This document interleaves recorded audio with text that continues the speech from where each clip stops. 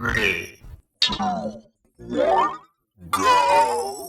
Ciao a tutti, bentornati per un nuovo appuntamento sul mio canale Uramariki Professione Nerd. Visto il periodo, oggi vi propongo un video di Natale che profuma però ancora di Halloween. Il film di cui parleremo racchiude infatti in sé entrambe le festività. Si tratta di The Nightmare Before Christmas. Questo film, ideato e coprodotto dal grande Tim Burton, uscì nelle sale cinematografiche americane il 29 ottobre del 1993. Quest'anno ricorre infatti il 30° anniversario. Nei cinema nel resto del mondo uscì invece l'anno seguente, ad esempio qui in Italia il 5 dicembre del 94. Inizialmente concepita come una poesia, Burton ebbe l'idea per questo film quando ancora lavorava come animatore per la Disney. La casa cinematografica però bocciò inizialmente la proposta poiché la trama venne ritenuta troppo cupa e macabra per un pubblico di bambini. Soltanto anni dopo, quando il contratto tra le due parti era già stato risolto, accettò di produrre il film. Film che venne realizzato per lo più in stop motion, una tecnica per i tempi sicuramente innovativa che prevedeva di registrare fotogramma per fotogramma facendo compiere alle figure dei minuscoli movimenti per dare poi con il montaggio l'illusione che si muovessero realmente. Ricordiamo inoltre che qui in Italia il doppiaggio del protagonista, Jack, è stato affidato a Renato Zero. Parlando brevemente della trama, Jack Skeleton o Skellington nella versione originale è il re delle zucche e vive nel paese di Halloween. Un luogo in cui si festeggia solo ed unicamente questa festività, per la quale ci si prepara i 364 giorni precedenti. Dopo anni trascorsi come fotocopia l'uno dell'altro, Jack è però stanco e ha perso totalmente la voglia di spaventare. Mentre sta girovagando in un bosco, si imbatte casualmente in una porta a forma d'albero di Natale. Incuriosito, decide di aprirla e viene risucchiato all'interno, finendo nella città del Natale. Scoprendo questo mondo per lui del tutto nuovo, gli viene in mente un'idea strampalata: sostituirsi a Babbo Natale nella consegna dei regali. L'unica che cercherà di dissuaderlo dalle sue intenzioni senza riuscirci è Sally, una bambola di pezza segretamente innamorata di lui. E proprio Jack e Sally saranno i protagonisti dell'unboxing di oggi con queste due Super Figure Collection di Abby-Style Studio, un brand del tutto nuovo sul mio canale che propone tantissimi modellini della Disney, ma non solo. Vi invito a visitare il loro sito per poterli scoprire tutti. A questo punto mettiamoci a fare l'unboxing e ci ritroviamo poi al termine del video per i saluti finali. A tra poco. Lo stile di queste due box somiglia vagamente a quello dei Funko Pop. Il fronte è quasi totalmente trasparente e permette quindi di avere un'anteprima delle due figure all'interno. Un'altra somiglianza con i Funko Pop la possiamo notare nell'angolo in alto a destra. Ogni personaggio viene infatti numerato, 23 per Jack e 24 per Sally. Proseguiamo con gli altri lati.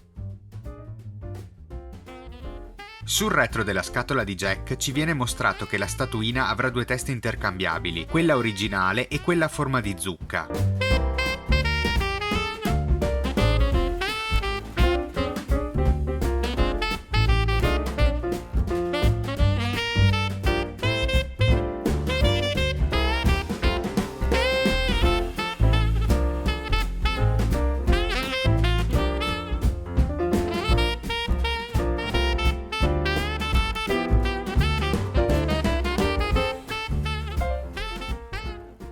All'interno della scatola troveremo un piccolo opuscolo che ci mostra altri personaggi scolpiti sempre per la linea Super Figure Collection, tratti ad esempio da One Piece, Naruto e My Hero Academia.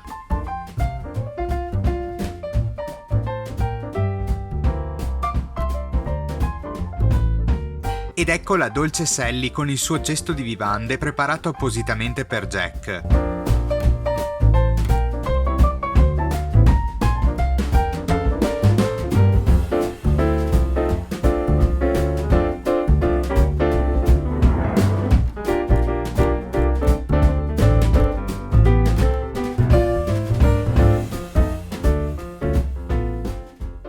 Come avrete notato, entrambe le statuine sono composte da un unico pezzo, comprese le basi d'appoggio che potremmo definire delle basette diorama. L'unica eccezione è la testa di Jack, che può essere scambiata con la zucca che tiene in mano in questo modo.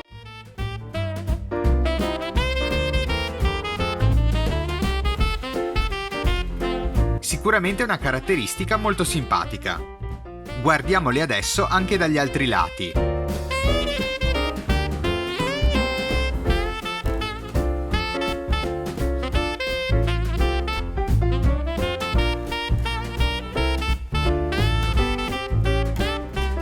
colpo d'occhio mi sembrano davvero due belle sculture, molto precise e ricche di dettagli. Prima di analizzarle più da vicino, scopriamo quanto misurano. Jack sfiora i 20 cm, mentre Sally si ferma a 18.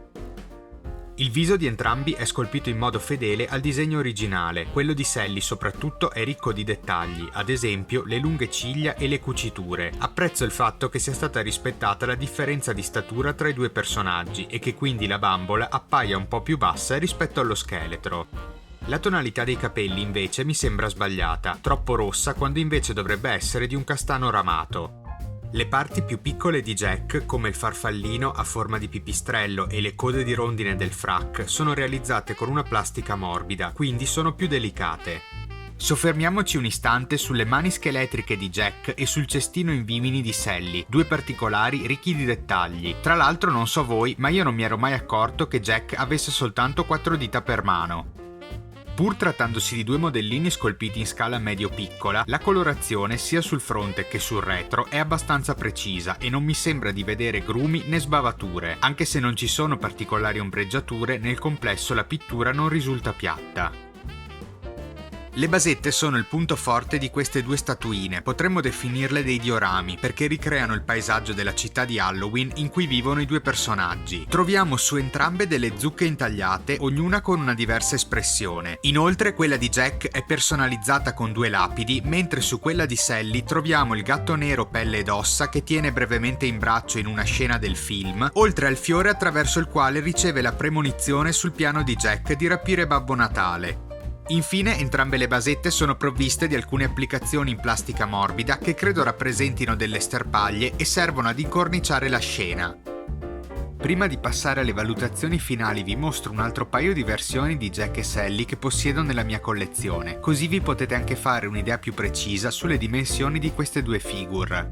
Si tratta della Limited Premium Sega di Jack, uscita nel 2018 in occasione del 25° anniversario, alta ben 30 cm, e della Funko Rock Candy di Sally. Inutile dire che la Limited Premium è sicuramente la mia preferita, purtroppo però Sally non è mai stata scolpita per questa linea, e siccome desideravo avere entrambi i personaggi riprodotti con la stessa scala, quando sono uscite queste due Super Figure Collection non me le sono fatte scappare. Ultimo in ordine di acquisto ma non per importanza il Funko Pop di Santa Jack col bollino Scented, quindi la versione profumata, uscito proprio quest'anno per il 30° anniversario.